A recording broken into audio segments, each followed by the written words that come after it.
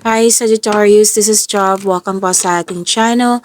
By the way, Sagittarius, this is your timeless gabay tarot reading. Gamitin ang reading na ito bilang gabay lamang. Tandaan Sagittarius, ito po ay general reading.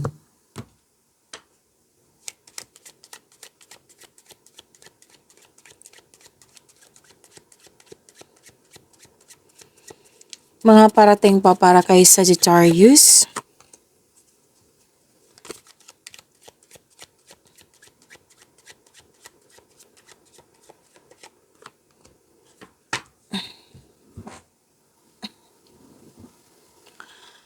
Sagittarius, nakikita ko dito na marami kang kausap. Pwedeng nag-gather ka ng factual information, humingi ka ng advice. At binigyan ka naman ng support dito. Binigyan ng support, nagbigay ng what I meant is nagkaroon ng negotiation. Yan. May decision dito na masusunod. Like, kailangan talagang masunod. And this is weighing the pros and cons in a situation. May itetest ka, like, itetest ko to kung effective ba. Basta po marami kang kausap, negotiation, pwedeng interview din to, pwedeng family influences or kasamahan mo sa bahay na nag-uusap.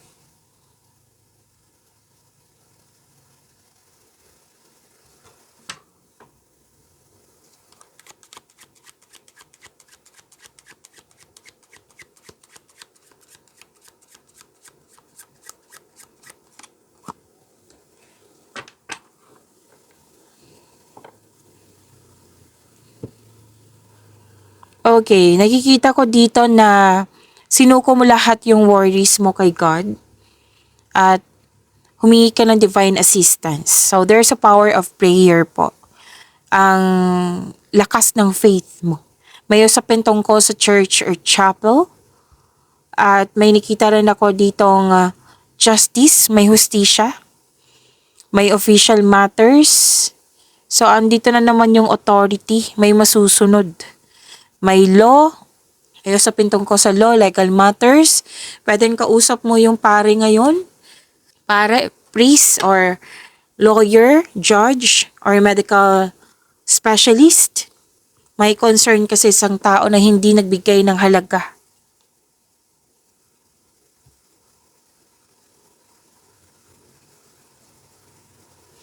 May concern kasi isang tao na unfaithful, na mahilig magmanipula. So, ingat kayo sa kanya.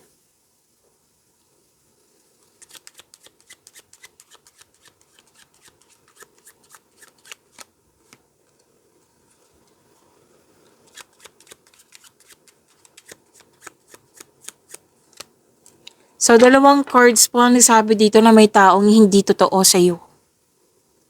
So, mag-ingat kayo sa kanya. Ay, by the way, tatlo pala. Tatlo. So, pay attention ka sa repeating message na iyan. Na may kaaway, may taong hindi totoo, na sobra kang naapektuhan sa kanya. Kasi hindi kayo magkasundo, like tutol, isa sa inyo may gustong masunod, yan. May nakita kong ganyan. Na naapektuhan ka na nagkaroon ng self-doubt and na-trigger yung weakness mo nang dahil sa mga nangyari. Kasi may impostor, rivalry, competitor, enemy, may abusado. May malalaman din kayong sekreto.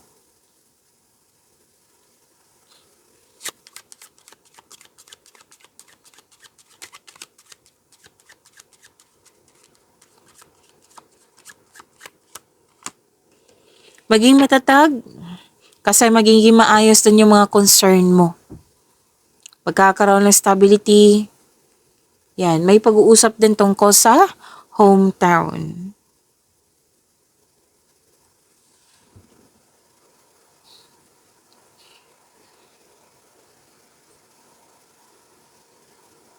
Okay, you felt trapped, para ka nakatali sa isang bagay, sitwasyon at pwedeng sa isang tao at ikaw ay nahihirapan.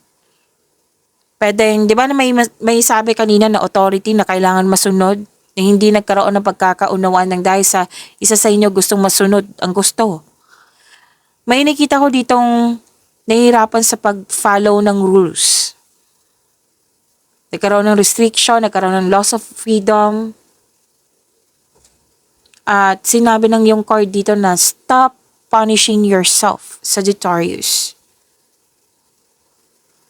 Para ka ditong na unable to express yourself. Pwedeng nahihirapan sa obligasyon. Nagkaroon ng isolation, nagkaroon ng loss of connection. Actually, may pregnant po dito. May buntis akong nakikita dito.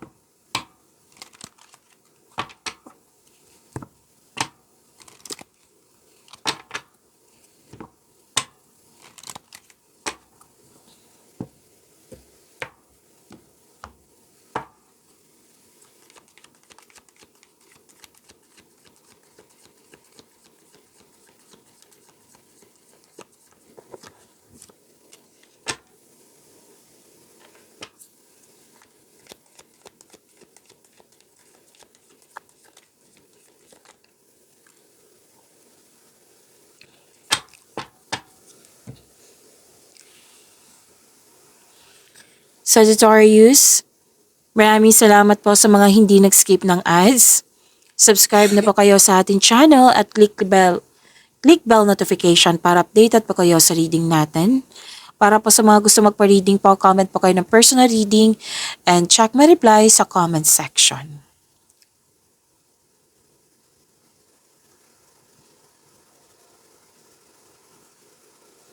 Maraming ginagawa. So expect magiging busy. Mas lumawak yung ambisyon sa buhay. Very passionate kayo sa gusto nyo sa buhay. Binibigyan mo ng time and effort yung passion mo. Kaya mo maging leader, magaling ka sa mga ginagawa mo. And please know that you are guided and protected now and always. Very confident and sense of worthiness are elevated po. Yes, itong sinabi dito na you are becoming more confident, which will lead to immense personal growth. Magkakaroon ng personal growth and improvement sa koneksyon sa isang tao.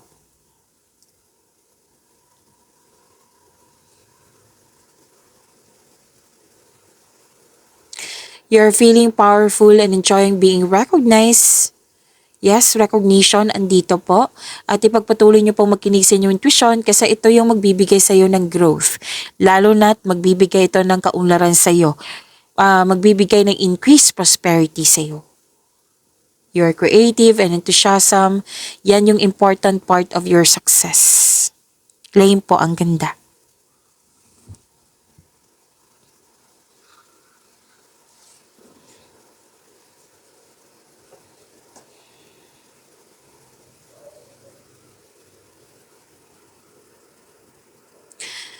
Persistence, self-reliance. May posibleng may atake sa iyo bagamat ikaw ay handa. Posible rin na may hamon na parating kagaya ng delay or mataas ang ego na kailangan bigyan ng mahabang pasensya. Nagkaramdam ka ng pagod pero hindi ka naman susuko po. So move forward. Lalo na may mga trabaho ka dito na tatapusin. So move forward, tapusin mo yung nag-aantay na gawain.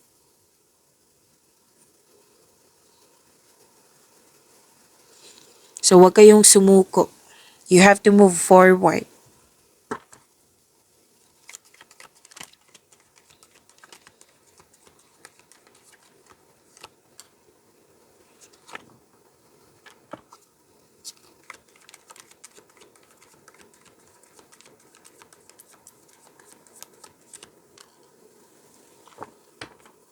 Career and money. Sabi po dito,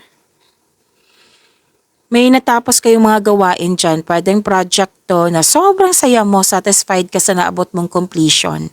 Nagbigay ito ng satisfaction, nagbigay ito ng abundance. Natapos mo na po. Thankful ka sa mga biyayang natanggap. You have overflowing abundance, successful and satisfied sa buhay. And sabi ng yung card, enjoy nyo po, relax kayo after nito.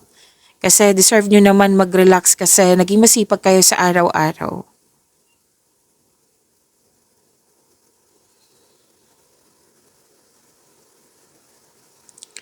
So this is recognition also na lumabas din siya dito.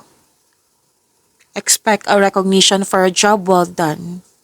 May promotion ako nakikita, pagtaas ng sweldo, allowance, kita, or ng iyong posisyon. So, dito pa rin yung sinasabi na ipagpatuloy niyo pong makinig sa inyong intuition at i-honor mo yung ideas kasi magbibigay talaga to ng increased prosperity sa iyo and abundance. So, that is repeating message claim po.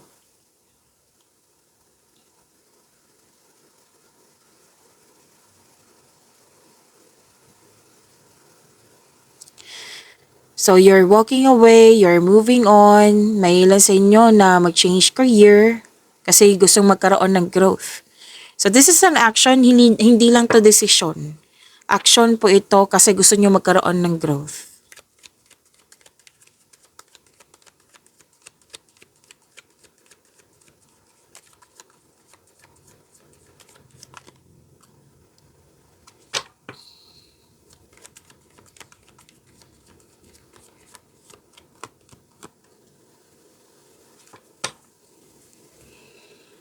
Love life, self-love, partnership, and romance ni Sagittarius.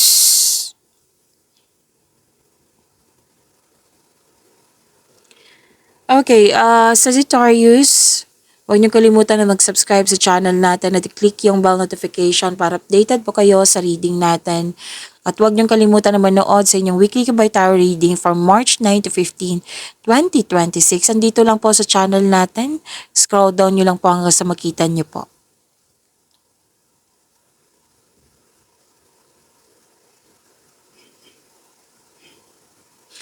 So, nag-spend time kayo sa mga taong nagbigay ng inspiration sa iyo and motivation.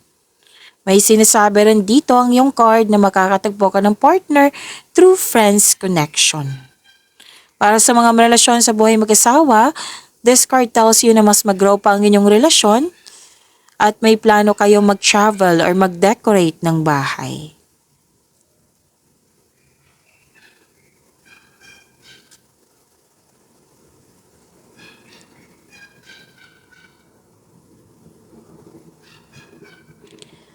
Okay, para sa mga single, you should take a chance on love. Huwag kang matakot ma-in love ulit. Para sa mga marelasyon sa buhay mag-asawa, para sa buhay relasyon at sa buhay relasyon, sa buhay mag-asawa, mukhang may tampuhan kayo the other day. Ang advice ng card niyo po, leave the past behind. It's never too late to begin again. Mag-usap at magpatawad. Ito pala yung sinasabi dito kanina na para kang nakatali sa isang bagay. Kasi may tampuhan pala dito. At andito din sa career and money mo. Kasi 'di ba you want growth. So, tinulungan mo yung sarili mo para magkaroon ng growth. Kumbaga, pinalaya mo yung sarili mo mula sa isang sitwasyon na hindi nagkaroon ng growth or masyadong slow yung progress. Yan. So, binigyan mo ng laya yung sarili mo.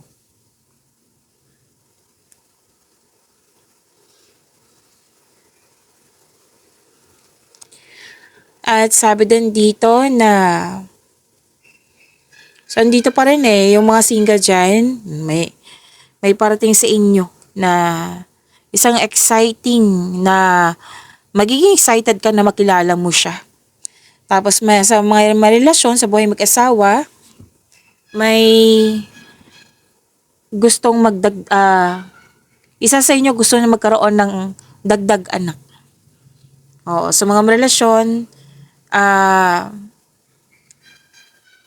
nag-decide dito na magbuo na ng pamilya. So, may kasal na parating or pwede din na nangyari na to ngayon. Pwede natapos na din yung mga pinapatay nyo na bahay, negosyo ba? Or any kind of structure. Para dan reunion to, meeting na nagkaroon ng celebration, party. Pagyamanin niyo po yung blessings na binigay sa inyo. Sagittarius, see you tomorrow. Maraming salamat po.